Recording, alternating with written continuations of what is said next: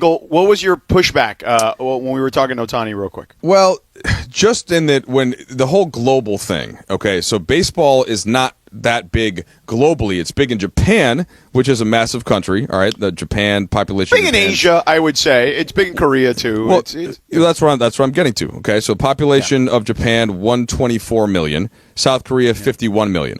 Where it's not popular is Africa, which is 1.5 billion people, Europe, which is about 750,000, and then most of Asia, which would be China, India. So, like, in those places, it's Messi, the Ronaldo. Latin American countries obviously love baseball. Yeah, but those are for the most part small countries. I mean, Venezuela has a big population, sure, but that's all. Like global soccer is the truly global game. I think there are more NBA fans globally, certainly, than baseball. That's all. So, like, where Shohei, yes, he gets a certain select part of Asia, but that's limited, and there are plenty of countries that have never seen a baseball game. I would agree with you, Mike. I really would. I mean, I think Carl Ravitch's point that Ohtani is now the most famous athlete on the planet and comparing him to Muhammad Ali and Tiger Woods. It's fair, though, that like he is one of the most famous athletes in the world. He is certainly the most famous baseball. Let me rephrase that. The most famous Major League Baseball player in the world. So Ohtani is much more famous in the world than Bryce Harper is. Ohtani is much more famous internationally than Mookie Betts is. Okay? Yes. But I will just say this, that when you think about who are the most famous athletes on the planet, I know this is going to sound crazy, but it's soccer players like Ronaldo and Messi. By far. And then it's like F1 drivers like Max Verstappen and guys like that. And then you throw in LeBron and, by the way, like a Roger Federer and John Rahm, golfers. Let me put one point on it, though. Not that Instagram followers is the only thing, but LeBron's got 160 million Instagram followers. Okay, Max Verstappen has 14 million. Shohei has 9. Okay, so like it's not the only thing, but LeBron is much more famous globally than Shohei Ohtani. I would agree, and here's why. Here's why. Because of what you were going down this road.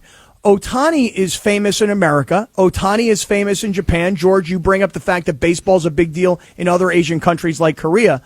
But LeBron and basketball is gigantic in Europe, and baseball is not. And China, and the Philippines, and Africa, and Europe. Yeah, good everywhere. Point. Yeah. So I understand why Carl Ravitch says that, because Carl Ravitch is all in on baseball. But I think we've made some compelling arguments here today, Michael. I agree, Cappy, you and I. We're together on this one. Yeah. So we'd push back on Ravi. We're going to push back on Ravi a little bit. That's right. But we love Shohei. And we like Ravi, too. Of course. Yeah. Got nothing but love in my heart for Ravi. And I will forever. I am still feeling the pain, even though you guys made me feel a little better, of leaving the game early when Shohei hit the walk-off. And maybe that's part of why I'm pushing back, because the pain in my heart is still so real. Hey, Mike, I want you to know something. I felt not 1 ounce of guilt. I promise you, not 1 ounce of guilt last night. There was about 30 seconds to go in the first half of this Laker game. The Lakers are down probably 12, 13 points at this stage of the game. I walked from the 7-10 They're down suite. 10, and then Pods hit a banked-in half-court three, which we kind of forget. And that's, I'm like, oh, my goodness. And it was a huge play in the game. And I went to the men's room. I could hear the radio broadcast on in the men's room. I heard Ireland say, "This thing has become a blowout," to which I responded out loud, "John, relax, will you? It's still the first half. Everybody's going to make a run." But I didn't have to say that because Michael Thompson said it for me. But at that point, I was like, you know what? It looks like Golden State is in control of this game. I'm getting out of here. I had a long drive. So that's what I did. No remorse, Michael. No remorse. Well, okay.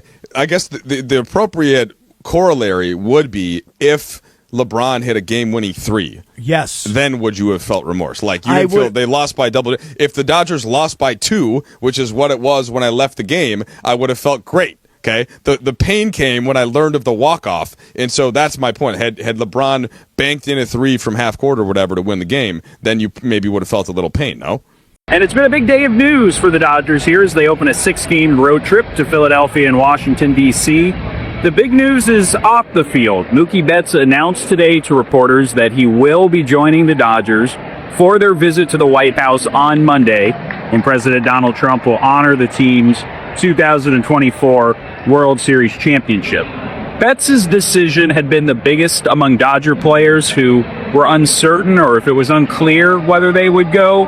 In 2019, after he won the World Series with the Boston Red Sox, Betts did not go to the White House during Trump's first term. He did go to the White House in 2021 with the Dodgers 2020 title team. He explained this year's decision as not being political, but rather trying to support his teammates, be there for his teammates in the same way that he said they were there for him during the playoffs last year when he got off to a slow start and needed support.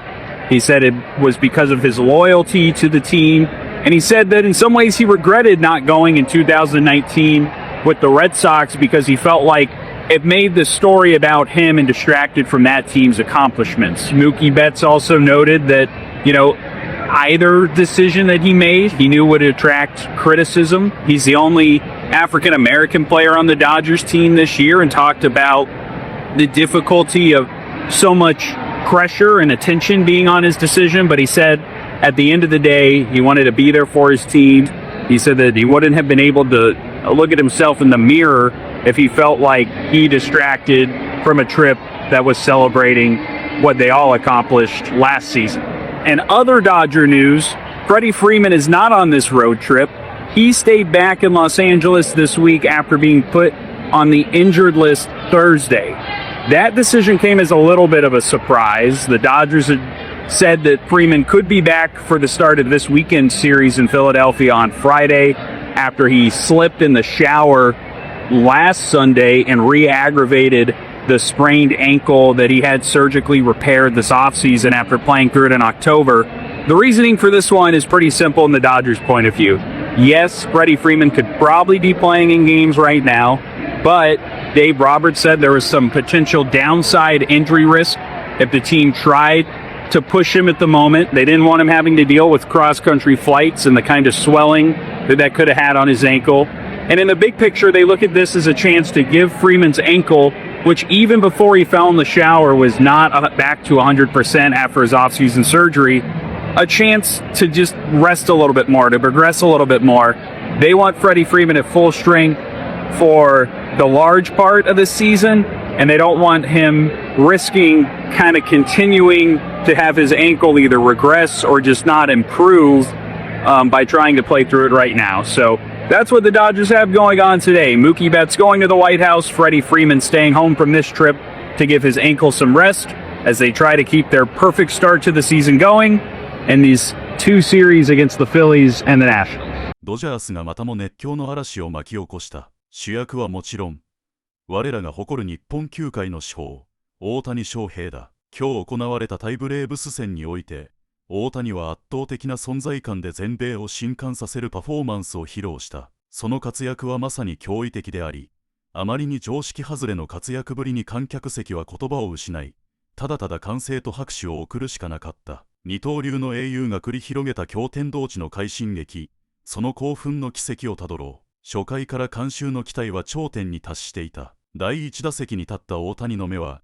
早くも鋭い闘志で燃え盛っていた。相手投手はメジャーリーグ屈指の技巧派右腕、ジェシー・チャベス、ベテラン投手が繰り出す緩急自在な変化球に、これまで多くの打者が翻弄されてきた。しかし大谷は初球からそれを冷静に見極め、相手の狙いを瞬時に読み切っていた。第2球目、チャベスは自信満々のフォークボールを低めに落とすも、大谷の目は一切動じない。3球目を待ち構えるように、わずかにバットを揺らすその姿には余裕すら漂っていた。ついに来た第3球目、甘く入った速球を逃すはずもなく、豪快に振り抜かれた大谷のバットが8球を捉えると、まるで弾丸のように飛び出した打球はあっという間に右翼スタンドへ一直線に突き刺さった。観客席は瞬間的な沈黙を経て、次の瞬間、爆発的な歓声に包まれた。これが本日1本目の本塁打だったが、伝説はまだ始まったばかりである。第3回裏、大谷は再び打席に入り、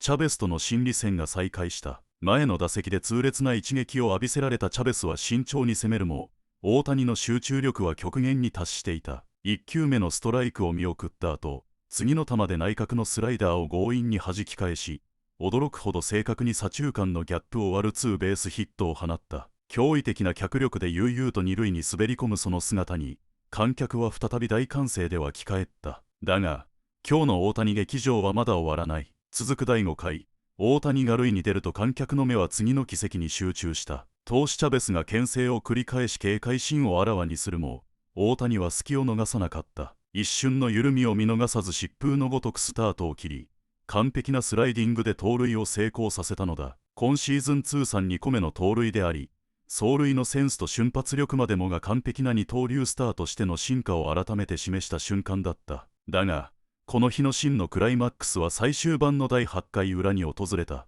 打席に再び現れた大谷に対し、チャベスは動揺を隠しきれなかった。1球目から2球目までボールが先行し、制球が乱れ始めているのは明らかだった。その隙を突き、大谷は好球必ず打の姿勢で3球目を豪快に振り抜いた。再び炸裂した打球はまるで火を吹いたロケットのようにセンターのスタンド奥深くへと飛び込み、本日2本目のホームランを記録した瞬間だった。スタジアム全体が割れんばかりの大歓声に包まれ、大谷は悠然とダイヤモンドを周回しながら静かな笑みを浮かべていた。ベンチに戻った際にはチームメイトから熱烈な祝福を受け、大谷の表情には満足感が浮かんでいた。彼の並外れた才能、集中力、そしてその底知れない勝負強さに対し、監督のデーブ・ロバーツも驚きを隠せず、大谷はまさに神の領域に踏み込んでいる、と試合後の会見で絶賛した。また、メジャーリーグの往年の名選手たちも一斉に反応し、かつてニューヨーク、